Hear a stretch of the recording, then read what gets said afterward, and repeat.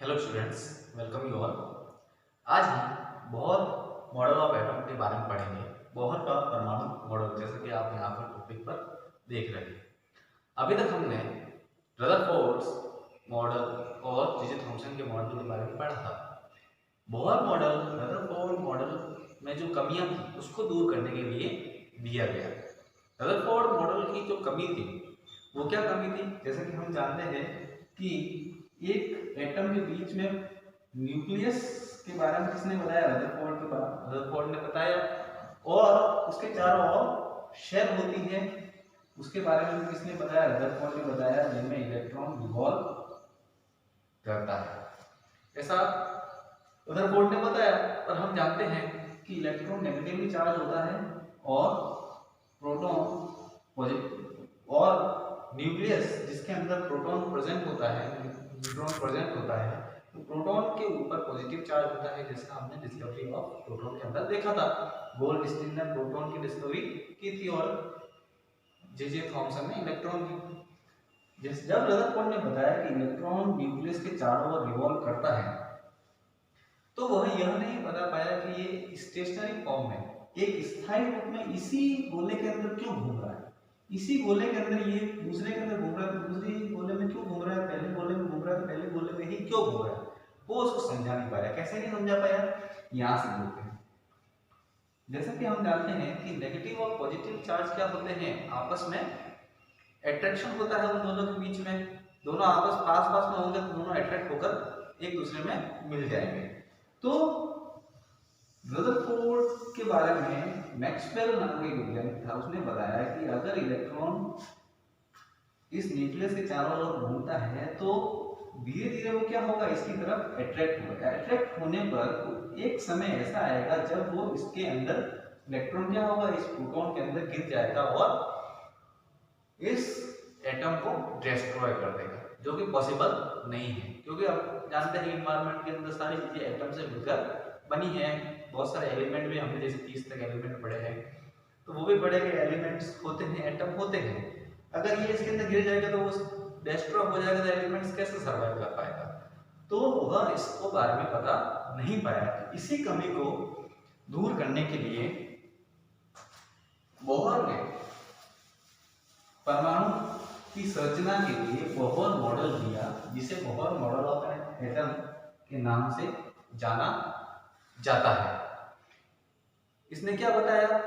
इसने बताया कि पहला पॉइंट्स पर पढ़ते हैं, एक एक पॉइंट पढ़ते हैं, फिर बढ़ते जाते हैं कि बोहर ने क्या क्या चीजें बताई उसके परमाणु मॉडल में। ठीक है, सबसे पहले उसने बताया कि एटम के अंदर न्यूक्लियस के चारों ओर अलग अलग शेल होती हैं, अलग अलग शेल होती है। ये क्या है? ये है न्यूक्लियस, नाभिक। ये है नाभिक, जिसके चारों तरफ अलग अलग शेल है। ये सब क्या है? ये तीनों शेल है। बहुत सारी होती है, इस तरह बढ़ती जाती है, 4 5 6 7 8 9 10 कितनी भी हो सकती है। इनको कहते हैं शेल, इनको ऑर्बिट भी कहते हैं और इनको एनर्जी लेवल भी कहते हैं। एनर्जी लेवल भी कहा जाता है। कक्ष, कोश या ऊर्जा स्तर, ये तीनों इसी के नाम है।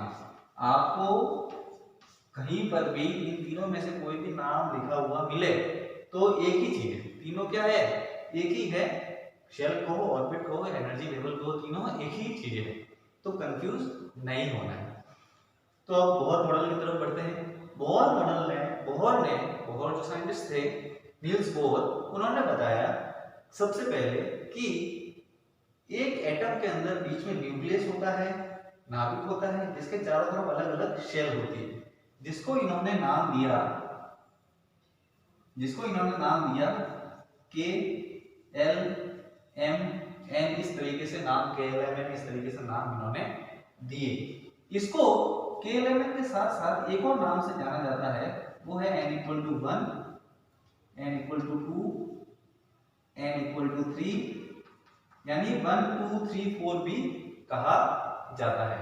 इसको n इक्वल टू 1 2 3 4 जितने गोले आपको दिखाई देंगे, जितनी शेल दिखाई देंगे, उतने नंबर के हिसाब से ही बढ़ता जाएगा। क्या नाम दिया? के एलिमेंट नाम दिया, और के एलिमेंट के साथ साथ n इक्वल टू 1 2 3 4 भी नाम दिया।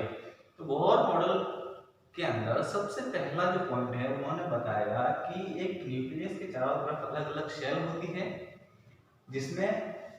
जिसको इन्होंने नाम दिया के एलिमेंट, या n इक्वल टू 1 2 3 4 इन्होंने नाम दिया।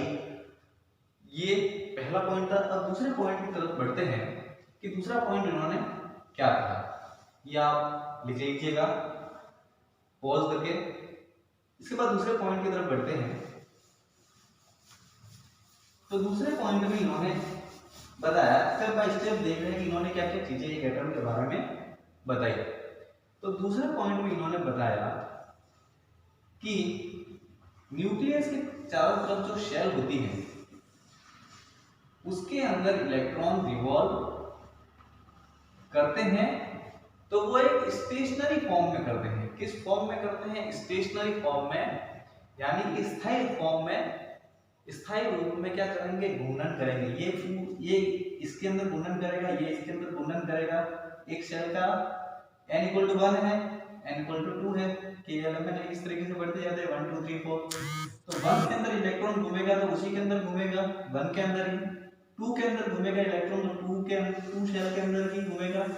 थर्ड नंबर शेल के अंदर इलेक्ट्रॉन घूम रहा है तो वो उसी के अंदर घूमेगा, इधर उधर जाएगा नहीं। मतलब उन्होंने ये बताया कि अगर एक इलेक्ट्रॉन एक शेल, पर्टिकुलर शेल के अंदर घूर्णन कर रहा है, घूर्णन कर रहा है, तो वो उसी शेल के अंदर घूर्णन करेगा, दूसरी शेल के अंदर नहीं जाएगा, जब तक उसको एनर्जी या तो दी जाए या ली जाए। जब तक इससे छेड़खानी नहीं की जाएगी तब तक यहाँ अपनी सरल भाषा में कहें तो जब तक इस इलेक्ट्रॉन से कोई छेड़खानी नहीं की जाएगी, वह एक पर्टिकुलर शेल के अंदर ही, पहले के अंदर घूम रहा है तो पहले के अंदर ही, दूसरे के अंदर घूम रहा है दूसरे के अंदर ही, और तीसरे के अंदर घूम रहा है तो तीसरे के अंदर ही घूमेगा। दूसरा पॉइंट इन्होंने क्या बताया कि शेल के अंदर इलेक्ट्रॉन स्टेशनरी फॉर्म में, स्थायी रूप में उसी शेल या कोश में घूर्णन करेगा। ठीक है। इसके बाद उन्होंने बताया कि अगर तीसरे पॉइंट की तरफ बढ़ते हैं, तीसरे पॉइंट की तरफ, कि तीसरा पॉइंट इन्होंने क्या बताया? तीसरे पॉइंट उन्होंने बताया कि जब इलेक्ट्रॉन एक ही शेल के अंदर घूमेगा, इसके अंदर पहले वाले में घूम रहा है n इक्वल टू 1 में, या फिर n इक्वल टू 2 में, या फिर n इक्वल टू 3 में, तो घूमते समय वह ना तो एनर्जी एब्जॉर्ब करेगा, ना एमिट करेगा, ना तो अवशोषित करेगा, ना उत्सर्जित करेगा। क्या? ऊर्जा, एनर्जी। एनर्जी क्या करेगा? ऊर्जा ना तो एब्जॉर्ब करेगा, अवशोषित, और ना ही एमिट करेगा, उत्सर्जित। तीसरा पॉइंट उन्होंने बताया कि अगर इलेक्ट्रॉन एक पर्टिकुलर शेल के अंदर, पर्टिकुलर कोश के अंदर घूर्णन कर रहा है, रिवॉल्व कर रहा है, तो वह न तो एनर्जी क्या करेगा? एब्जॉर्ब करेगा, और न ही एमिट करेगा, न तो अवशोषित करेगा, न उत्सर्जित करेगा, उसके अंदर ही घूमता रहेगा। अब उसके बाद उन्होंने बताया कि चौथे पॉइंट की तरफ बढ़ते हैं कि अगर इलेक्ट्रॉन क्या करे? एनर्जी को एब्जॉर्ब करे या फिर एमिट करे, अवशोषित करे या उत्सर्जित करे, या तो अवशोषित करे, एब्जॉर्ब करे, या उत्सर्जित करे, एमिट करे, तब वह इस एक नंबर से दूसरे नंबर में जाएगा, या फिर दूसरे नंबर से तीसरे में जाएगा, या तीसरे से पहले में क्या करेगा? जंप करेगा, कूदेगा। कब कूदेगा? इलेक्ट्रॉन एक सेल से दूसरे सेल में जंप कब करेगा, कब जाएगा? जब या तो वह एनर्जी को एब्जॉर्ब करेगा या फिर एमिट करेगा, या तो अवशोषित करेगा या उत्सर्जित करेगा, तभी पॉसिबल है कि वह एक सेल से दूसरी सेल में जंप करेगा, वरना नहीं करे। जैसा कि अपन ने तीसरे पॉइंट में पढ़ा था कि एक पर्टिकुलर शेल के अंदर घूम रहा है तो वह न तो एनर्जी एब्जॉर्ब करता है ना उत्सर्जित करता है, और वहीं जब उत्सर्जित अवशोषित नहीं करेगा तब ही वह क्या करेगा, उसके अंदर घूमता रहेगा। अगर किसी बाहरी इफेक्ट से एनर्जी एब्जॉर्ब हुई या एनर्जी एमिट हुई तब वह जंप करेगा कहाँ, 1 से 2 में, 2 से 3 में, या फिर 2 से 1 में, या 3 से 2 में। ठीक है, ये समझ में आया। इलेक्ट्रॉन जब किसी भी ऊर्जा का उत्सर्जन नहीं करता है तो उस पर्टिकुलर शेल के अंदर ही क्या करेगा, रिवॉल्व करेगा। उत्सर्जन नहीं करेगा या अवशोषण एब्जॉर्ब या एमिट नहीं करेगा तो उसके अंदर जिसमें घूम रहा है उसी में घूमता रहेगा। बट अगर उसने एनर्जी एब्जॉर्ब की या फिर एनर्जी एमिट की तब वह क्या करेगा, या तो ऊपर जंप करेगा या नीचे जंप करेगा। ऊपर क्या है, हायर लेवल है एनर्जी के, नीचे की तरफ क्या है, लोअर लेवल है एनर्जी के। ये तो निम्नतम ऊर्जा स्तर है और ये उच्चतम ऊर्जा स्तर है। जैसे जैसे बढ़ेंगे वो उच्चतम ऊर्जा स्तर हो जाएंगे, हायर एनर्जी लेवल हो जाएंगे। जैसे नीचे की तरफ आएंगे, न्यूक्लियस की तरफ, तो लोअर एनर्जी लेवल हो जाएंगे। अब बात करते हैं, हमने ये तो बात कर ली कि जंप करेगा, कब करेगा जंप, जब ऊर्जा को लेगा या देगा, लेगा या देगा, अवशोषित करेगा या उत्सर्जित करेगा, तब वह क्या करेगा, एक सेल से दूसरी सेल में जंप करेगा। अब नेक्स्ट इन्होंने बताया, फिफ्थ पॉइंट की तरफ जैसे बढ़ते हैं, नेक्स्ट इन्होंने बताया कि अगर ये इलेक्ट्रॉन एनर्जी को, ऊर्जा को अवशोषित करता है, ऊर्जा को क्या करें, अवशोषित करता है। अवशोषित करने का मतलब ऊर्जा की अधिकता यानी हायर एनर्जी लेवल। अवशोषित करेगा तो ये किस में जाएगा, एक सेल से दूसरी सेल में जाएगा, मतलब निम्न सेल से उच्च सेल में जाएगा। अवशोषित करेगा तो किस में जाएगा, इस सेल से इस सेल में जाएगा, ऊपर वाली सेल में जाएगा, ऊपर वाले कोश में जाएगा। अगर ऊर्जा को एब्जॉर्ब कर रहा है, अवशोषित कर रहा है, तो इसको ऊपर वाले सेल में जाने के लिए क्या अधिक ऊर्जा की आवश्यकता होगी, तो ऊर्जा की आवश्यकता अधिक लेकर वह क्या करेगा, ऊपर की तरफ बढ़ेगा। अब ये तो हमने कहा कि ऊर्जा जब अवशोषित या एब्जॉर्ब करेगा तब क्या करेगा, वह ऊपर की तरफ बढ़ेगा। अब वह क्या है, अगर एनर्जी को एमिट करता है, उत्सर्जित करता है, तो क्या होगा, लोअर लेवल में आने के लिए क्या इसको क्या करनी पड़ेगी, अपने पास जो अधिक ऊर्जा है, ज्यादा ऊर्जा है, उसको क्या करेगा, बाहर निकालेगा, तब वह नीचे वाले ऊर्जा स्तर में आएगा। तब वह क्या करेगा, नीचे वाले ऊर्जा स्तर में आएगा। तो जब एब्जॉर्ब करेगा तब तो क्या ऊपर की तरफ जाएगा, और एमिट करेगा तब नीचे की तरफ आएगा। यहाँ पर बोर ये कहना चाह रहे हैं कि जब इलेक्ट्रॉन एनर्जी को एब्जॉर्ब करेगा तब वह लोअर एनर्जी लेवल, निम्न ऊर्जा स्तर से हायर एनर्जी लेवल में जंप करेगा, उच्च ऊर्जा स्तर में कूदेगा। और जब इलेक्ट्रॉन एनर्जी को एमिट करेगा, उत्सर्जित करेगा, तो वह हायर एनर्जी लेवल से लोअर एनर्जी लेवल में कूदेगा या जंप करेगा। इसके बारे में इन्होंने ये बताया कि ऊर्जा अवशोषित नहीं करेगा तो क्या होगा, ऊर्जा अवशोषित करेगा या उत्सर्जित करेगा तब क्या होगा। इसके बाद इन्होंने बताया कि अब जो रदरफोर्ड की शॉर्टकमिंग थी उसके बारे में इन्होंने बताया कि वो क्या है। अभी तो कहेंगे अलग अलग पार्ट्स पता है कि एटम कैसा होता है, उसके अंदर इलेक्ट्रॉन क्या करते हैं, अवशोषित करते हैं, उत्सर्जित करते हैं, उनके नाम दिए, अलग अलग शेल के नाम दिए। उसके बाद उन्होंने बताया 6 कि इलेक्ट्रॉन एक पर्टिकुलर शेल में ही क्यों रिवॉल्व करता है, उसके अंदर गिरता क्यों नहीं है, गिरता क्यों नहीं है, उसके चारों तरफ भी क्यों रिवॉल्व करता है। तो इसको इन्होंने सही तरीके से बताया। उन्होंने बताया, जैसे हम नॉर्मल एग्जांपल लें तो एक रस्सी के पत्थर बांधकर उसको घुमाएं, रस्सी के दूसरी छोर पर पत्थर बांधकर अपने हाथ से उसको घुमाते हैं तो अपन महसूस करते हैं कि उस पर 2 तरीके के फोर्स लगते हैं। पहला, एक तो हम उसको बाहर की तरफ फेंकने की कोशिश करते हैं, ठीक है, एक तो बाहर की तरफ जाता है, और दूसरा जो अपना हाथ दूसरे छोर से जो पकड़ा हुआ है वो उसको क्या खींचता है, ठीक है, तो दो तरीके, एक तो उसको रिपेल करता है और एक अट्रैक्ट करता है, एक तो प्रतिकर्षित करता है और एक आकर्षित करता है। ठीक है, तो सेम यहाँ पर भी ऐसे ही होता है। यहाँ पर उसने बताया कि दो तरीके के फोर्स इलेक्ट्रॉन और न्यूक्लियस के बीच में लगते हैं, जिसके कारण इलेक्ट्रॉन उस पर्टिकुलर शेल के अंदर ही रिवॉल्व करता है जब तक कोई एनर्जी उसके मिलती नहीं है या उत्सर्जित नहीं होती है। उस पर लगता है जब न्यूक्लियस इलेक्ट्रॉन को रिपेल करे, प्रतिकर्षित करे, तो उसको कहते हैं सेंट्रीफ्यूगल फोर्स, अपकेंद्रीय बल। और दूसरा फोर्स कौन सा है?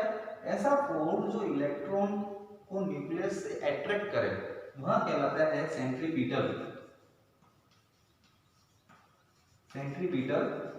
फोर्स। हिंदी में कहते हैं अभिकेंद्रीय बल। अभिकेंद्रीय बल। जब ये दोनों फोर्स बराबर होंगे तभी इलेक्ट्रॉन उस पर्टिकुलर शेल के अंदर रिवॉल्व कर पाएगा। जैसा कि हमने एग्जांपल से बताया रस्सी वाला, हम उसको बराबर का फोर्स देते हैं बाहर की तरफ अंदर की तरफ, तभी वो प्रॉपर रिंग में घूम पाता है, वरना नहीं घूम पाता है। कम फोर्स लगाते हैं बाहर की तरफ नहीं घूम पाता, ज्यादा फोर्स लगाते हैं तो हाथ से घूमने का तो बाहर निकल सकता है। जब ये दोनों बराबर होंगे, सेंट्रीफ्यूगल और सेंट्रीपिटल फोर्स, तभी एक इलेक्ट्रॉन न्यूक्लियस के चारों ओर पर्टिकुलर शेल के अंदर 1 2 3 4 के अंदर घूम पाता है, वरना नहीं घूम पाता है। सेंट्रीफ्यूगल फोर्स और सेंट्रीपिटल फोर्स। सेंट्रीफ्यूगल फोर्स का मतलब mv²/r और इसका है Zd²/r²। जब ये दोनों फोर्स बराबर होंगे, Zd²/r², mv²/r, मतलब r मींस Zd²,